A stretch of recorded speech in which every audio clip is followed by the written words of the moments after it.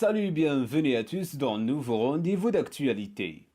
En épousant le prince Albert II en 2011, la vie de la princesse Charlène de Monaco n'a jamais plus été la même. Malgré la pression exercée par les médias, l'ancienne nageuse est restée fidèle à sa philosophie de toujours. L'ancienne nageuse est restée fidèle à sa philosophie de toujours, ce qui lui vaudra d'ailleurs beaucoup de reproches de la part de certains monégasques. Entre voyages imprévus et coupes de cheveux osés, l'ancienne nageuse s'est parfois sentie comme une étrangère sur le rocher, alors que Charlène est toujours coincée en Afrique du Sud. Après plusieurs lourdes opérations, une de ses amies a confié le mal-être dont la princesse a rapidement été victime. Elle était pleine de bonne volonté, mais elle s'est vite sentie jugée et incomprise.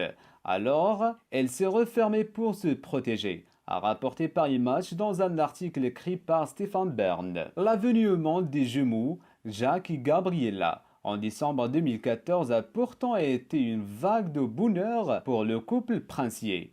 Mais le sentiment d'exclusion de la princesse Charlène ne s'est jamais dissipé. De ses moindres faits et gestes ont été scrutés, à commencer par une simple coupe de cheveux qui a fait la une des médias en décembre dernier. Se montrant avec la moitié de crâne rasé, l'épouse de Prince Albert avait détruit tous les dictats d'une princesse modèle. J'en avais envie depuis longtemps. Le style me plaît, c'est tout, avait-elle déclaré au magazine Point de Vue pour expliquer sa démarche.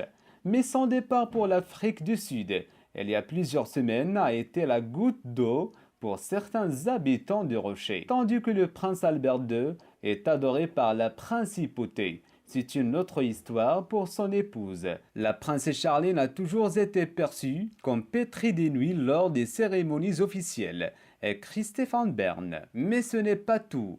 Le fait que l'ancienne nageuse sud-africaine n'ait jamais fait l'effort de parler français serait le signe d'un profond désamour selon les monégasques. Retournée dans son pays natal, l'Afrique du Sud, pour lutter contre le braconnage, la mère de Jack et Gabriella a été victime d'une infection ORL et a subi plusieurs opérations. Depuis, Charlène de Monaco est toujours bloquée sur place et n'est pas prête de rentrer auprès de sa famille monégasque.